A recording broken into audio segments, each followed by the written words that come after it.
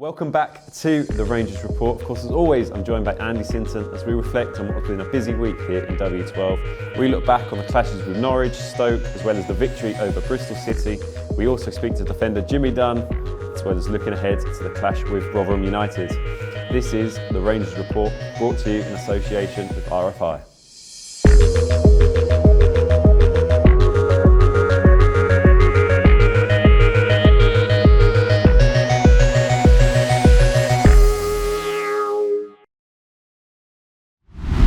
Since 7 days in football is a long time, isn't it? Since we last spoke, 3 games for QPR, and it's been an up and down 7 days, hasn't it? Yeah, 3 games, 3 contrasting, well, certainly 3 different results, 3 varying performances. But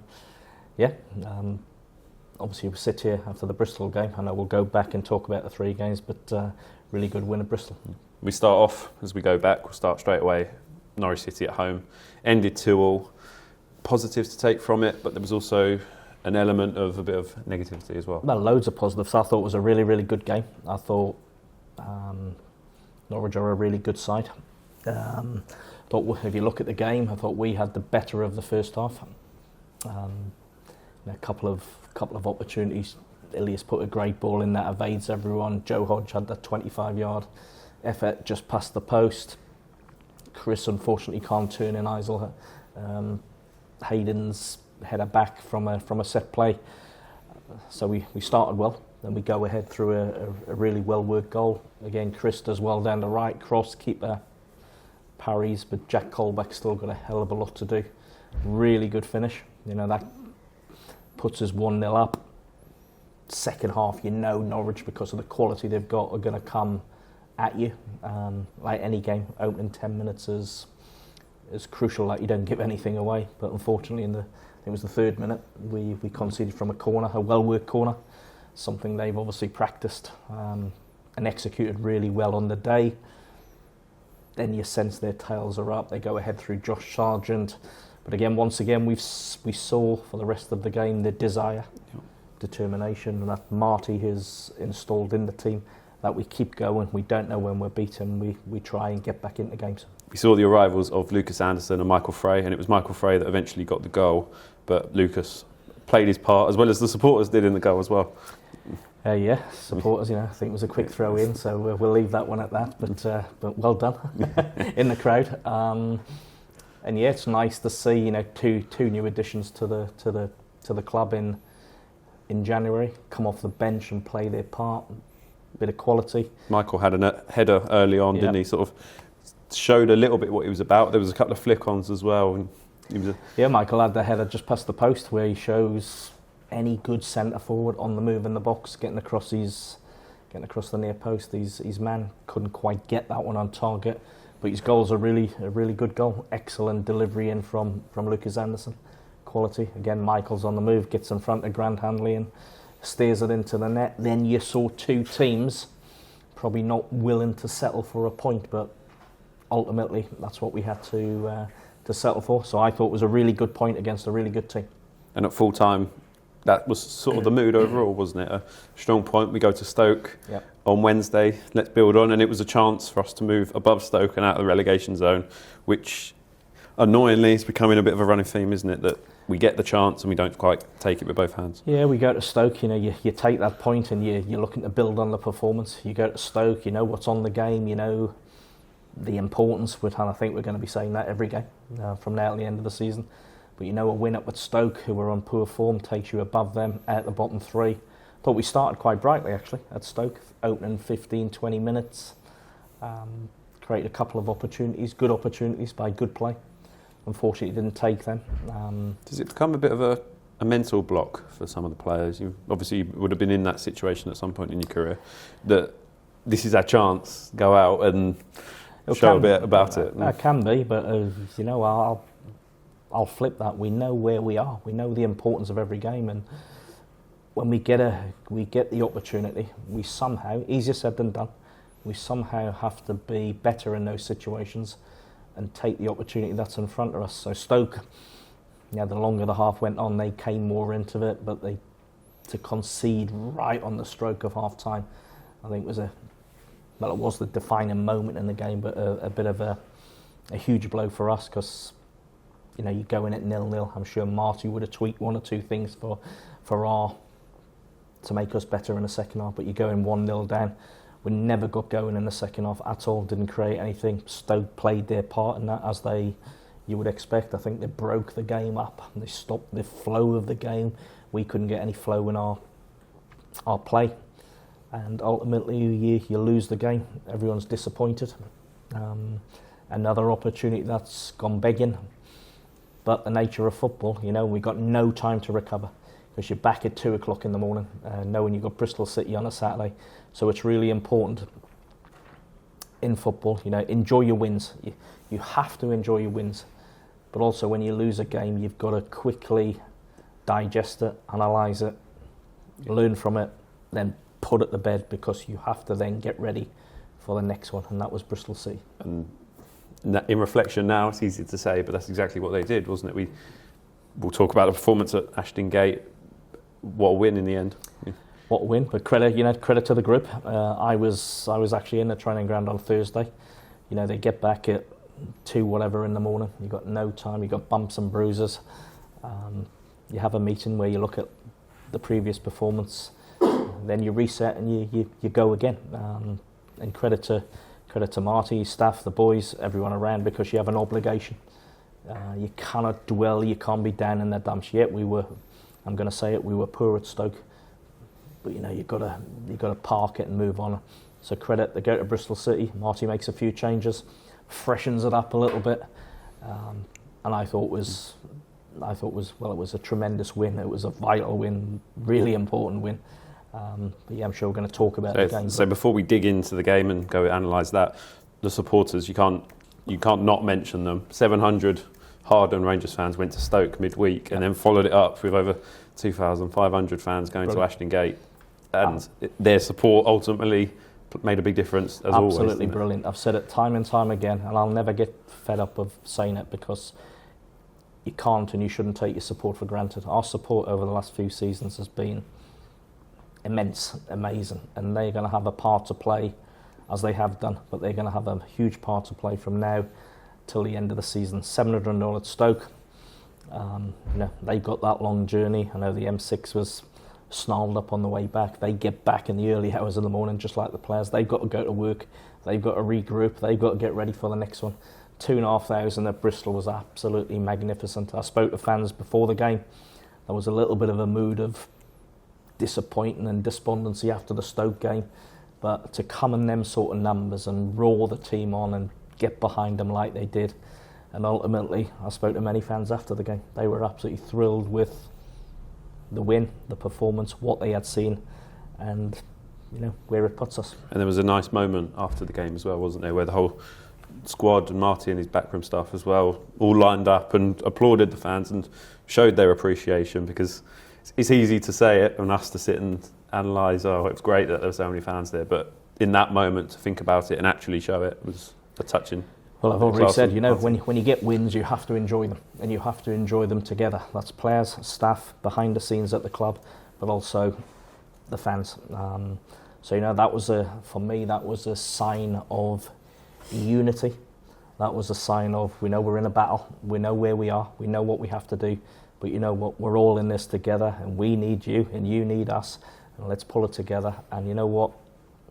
That's going to play a massive part in the remaining 13 games from now to the end of the season. But a brilliant performance, brilliant win. Certainly the second half. You know, if you look at the first half of the game, not much in it. But as an away team, you're happy with that. I thought we grew the longer the first half went on. We grew into the game. Players individually and collectively started to grow into the game and look really comfortable and confident. I thought we scored a wonderful goal. You know, where there's a little bit of everything in there. Starts with Isaac Hayden, you know, just nicking it on the halfway line. Chrissy Willick does great. The way he drives, he plays Lucas in. And what I liked about Lucas, he doesn't touch the ball. As it's played in, he's got his head up the whole time, sort of scanning what was happening. I saw his interview. I think he was looking for Linden with the first ball, but realised that might be getting blocked off. So he has the composure, the vision, the technique to play a beautifully weighted pass into the path of Ilias, who's still got a lot to do. And Ilias's finish was equally as good, cool, calm, composed, decisive, and that proved to be the decisive moment in the game. But I think what that showed just before half-time, I think it gave the boys the belief and the confidence to go and play the second half. I thought the second half we were excellent. I really, really did. Almost a case of missed chances in the end, though. We had enough to sort of kill the game off, and the supporters in the away end, it would have calmed everyone down just a little bit, but that was in the end we held on. Yeah, that was probably the only disappointment, that we didn't go on and win the game by more goals. But if you step back and you want a bounce back from what happened on Wednesday, that was the perfect bounce back. So credit to the players, Marty's staff, for getting the boys ready for that game, and what they did, brilliant. Second half, some of our play was outstanding. I think there's one passage of play where Chris Willick, who I thought was excellent the second half, credit to Chris, not the only one, but I thought he was excellent. He has a strike-it goal. I think I said on commentary that if that had gone in, we would have been watching that back for many, many years. And that was just one of the many moments in the second half. So brilliant win, really good performance, 3 points, enjoy it together, as I said, but, you know what I'm going to say, but very quickly you have to put your wins and successes behind you, and you very quickly have to turn your attention, your focus onto the next game, because your next game's always the most important game, and we know what's at stake on Saturday when we play Rotherham at home. And I was quite fortunate to be in. Yeah, I was quite fortunate to be in the away end. We had a bit of a chat beforehand, but there was a lot of QPR supporters wearing their Art of Football jumpers. I feel like your influence, as you model it since, is having an impact on the away end. I'm not sure about that, but they're good to see them, but wearing these, wearing the colours, wearing their tops, their scarves. I thought the fans were amazing, noisy, right behind the team, celebrating with the players at the end of the game. I think that showed a real, as I've already said, a unity, a collectiveness that basically is saying, we know where we are, we know what we have to do, but if we perform like that, we can do it, and we gotta keep building on that. Of course, as always, you can show your colours and wear your Art of Football QPR jumpers by heading to their website with the link below. Someone who featured throughout in our victory over Bristol City, of course, was defender Jimmy Dunne, and my colleague Joe Pullman caught up with him here at Heston. Jimmy, appreciate you joining us today. We're chatting off the back of an important victory against Bristol City at the weekend. First of all, can we just get your thoughts on the match?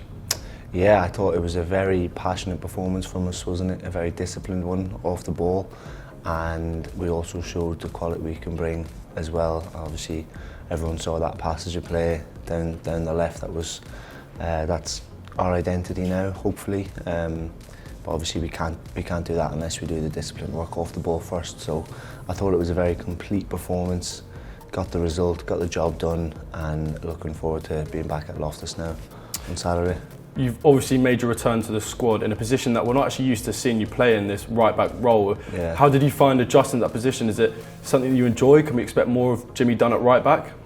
Yeah, I definitely enjoyed it. Like, we're at a stage of the season where, it's the business end of the season. We're trying everything we can do to just get results, and people are going to have to fill in places that they don't usually fill in. And yeah, I had to do it, and we've been quite sturdy at the back. Obviously, Steve's inside me, and Chrissy's been working really hard outside me there, so I've slotted into a nice place in the team. And obviously it helps when the team's performing and doing well. It means you can maybe afford to put people out of position, but I really enjoyed it, and obviously it helps when you get a result, doesn't it? You mentioned players like Steve Cook. How important is it to have players like that next to you when you're playing? Yeah, I think consistency and experience is really, really helpful. I think when people fall into different positions, it really helps when you've got experienced players around them that can communicate with you, and credit to Chrissy as well, because he did a lot of hard work in front of me and tracked back and really helped me out, and then had loads of time and space to show his quality when he got the ball back too. You've obviously made your first start in 5 games. You've come back with a team of the week performance. How important is it as a player to not just stay physically ready, but mentally ready and professional during these times where almost things aren't going your way and you might not be getting the game time you feel you deserve? Yeah, I think I think I can admit to myself that it's been an up and down season. It's been a tough season for me. I feel like the timing of my shoulder injury kind of hindered October and the following months from there when I got back fit. So I think it's something I wasn't used to. You know, I was pretty robust the last couple of years, and everything just kind of flowed. You know, having stunted my progression like that did feel weird, and I thought I could jump back in 100 mile an hour, but it turns out you can't. You have to listen to the physio department, you have to take your time, you can't expect 100% from yourself straight away, and these things are tough, but lesson learned. I feel like I'm back on the horse now, and always try and work as hard as I can and stay as fit as I can constantly, because you never know, and football is swings and roundabouts, so stay ready. Looking ahead to the weekend, we've obviously had many opportunities to get out of the bottom three. The game against Rotherham, provided the results go our way, could be another opportunity. It's no secret that we've had a tendency to fall short there at the past. What can you do as players to make sure that this weekend's different? Yeah, I think talking about it is fair enough, because we've had opportunities before to get ourselves a little bit of breathing space or out of the bottom three, but ultimately you want to be above the line by the end of the season, and I'm not saying that means we're going to leave it till last minute, but it's thinking of the bigger picture. The performances have given us some stability, a chance to get our wins. You know, it hasn't been sporadic lately. You know, we've earned our results, we've shown good performances. I think just continuing doing what we're doing step by step, day by day, is the best approach. And you know, if we perform anything close to like what we did at Bristol, then I'm very confident it's going to be a good day. You mentioned that momentum that you get from certain string of results. Obviously, we have had times such as Stoke where we have fallen behind, fallen short. How important is it that we keep the same results and keep the same performances going forward? Yeah, win every week. Win every week, and if you can. But I think it shows incredible character, that understanding that if you are going to lose a game like what we did at Stoke, that it's the bounce back that's going to get you eventually over the line. So, you know, whatever happens, now we know this group can bounce back and they can win the next one. And what we need to show now that we haven't showed is that, you know, we can go on a better run of wins rather than constantly having to react. Martí Cifuentes has been here almost 4 months now. You're a player who's made appearances under 16 managers now. How does Martí differ? Yeah, I've had a lot of gaffers now. I'm obviously trying to take bits and bobs from every gaffer. I think this gaffer's shown a lot of trust in the group. He's used a lot of the lads. There's been a lot of rotation, and he's shown a lot of trust in us. So obviously, what we're trying to do is show trust in him too. You know, show our respect by doing the things exactly how he wants us to. I think that's the best way of showing that we trust the process is just by doing what we're told and yeah, trusting his process. Finally, just over 2,500 fans made the round trip to Bristol last weekend. We're expected a sold-out Loftus Road this weekend. What's your message to the Rangers fans during this time? Yeah, look, I mean, obviously it's been a really, really difficult season, and I don't think there's many clubs in the world that would have stuck by their teams the way the Ars fans have. So we're incredibly fortunate to have the West London support that we do. You know, it's incredible club in terms of fan base and support, and the away fans travelling again when we're in the situation we are. I really feel like that could be the difference, and their support could be the difference. So obviously, please stick with us, keep showing up, keep making Loftus a fortress, and we'll get there. Jimmy, really appreciate it. Thank you. Thanks. Have you ever played in a position that's somewhat unnatural to you? Yeah, many times, and I think you know, it's something I think players have to accept and be adaptable and do. First of all, I never think a manager puts you anywhere where he thinks you're going to be not very comfortable. Jimmy actually played it last year, if you remember, in a game. And he was like the team for me on Saturday. I thought he grew into the game. He got better as the game went on. You know, that triple challenge in the second half, which has been well talked about, you know, that not only Jimmy's performance, but I think that's summed the team up. And again, it's something Marty's put into the team. I think the new signings in January have given the group and everyone else a lift, and they've given us energy. So for Jimmy to come in, slightly out of position, plays part in the win, keep a clean sheet. Yeah, delighted for him. But we saw Jimmy, obviously Sam Field had been out in recent weeks, sort of just coming back into the side. Chris Willock as well, another one, and making a difference. It shows that in the time that we're in, this is a squad game, isn't it? And the players have got a big part to play. Well, it is a squad game, and it always has been and always will be. And sometimes your strength as a team is the strength you've got in the backup areas, you know. So, as we said, going to Bristol, Marty made a few changes, freshen it up. People came into the team, and that's what you want. You don't want people to be happy when they're not in the team. You want people to be a little bit aggrieved, but doing that in the right way. When they get their chance, taking it. Now, if you look at Jimmy's season, you know, he picked up a horrendous injury the week before. So he does his pre-season, he picks up a horrendous injury through no fault of anyone's, awkward fall. Keeps him out for a while. He's watching the team struggle for the majority of time that he's out. He comes back in. He comes back into a team that's not quite where we need to be. His form might get affected a little bit.